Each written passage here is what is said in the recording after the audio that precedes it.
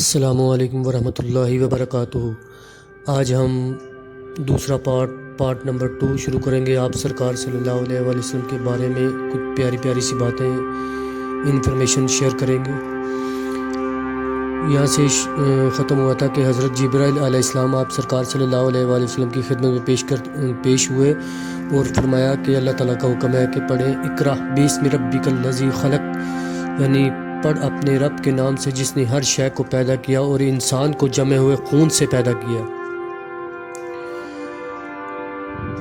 اس طرح یہ آپ سرکار صلی اللہ علیہ وسلم کی خدمت میں آیت پیش کی گئی۔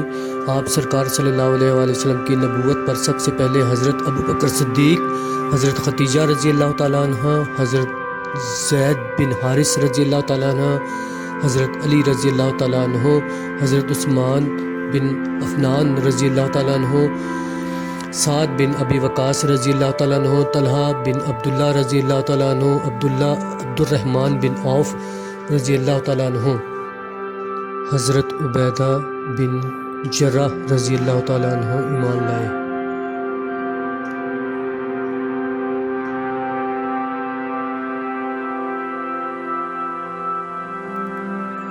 آپ صلی اللہ علیہ وآلہ وسلم نے جب اسلام کی تبلیغ شروع کی تو مکہ کے قریش نے اس کی مخالفت کی اور مسلمانوں پر ظلم و تشدد کیا۔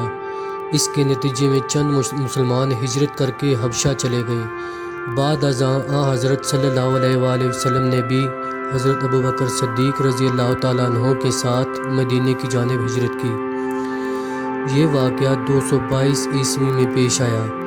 مدینہ پہنچنے سے پہلے آپ صلی اللہ علیہ وآلہ وسلم نے قباء کے مقام پر قیام کیا اور وہاں مسجد قباء کی بنیاد رکھی جو کہ مسلمانوں کی پہلی مسجد تھی۔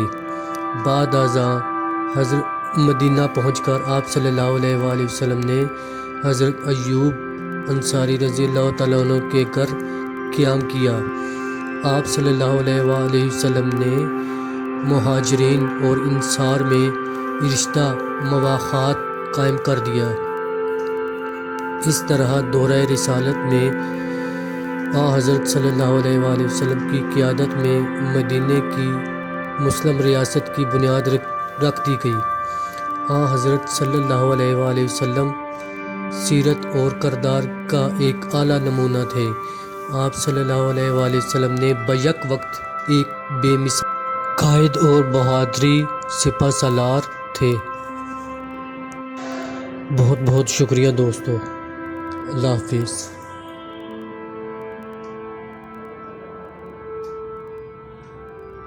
سب سے پہلے میرے چینل کو سبسکرائب کریں، بیل آئیکن کو کلک کریں تاکہ ہر آنے والی نئی ویڈیو آپ تک پہنچ سکے۔ شکریہ۔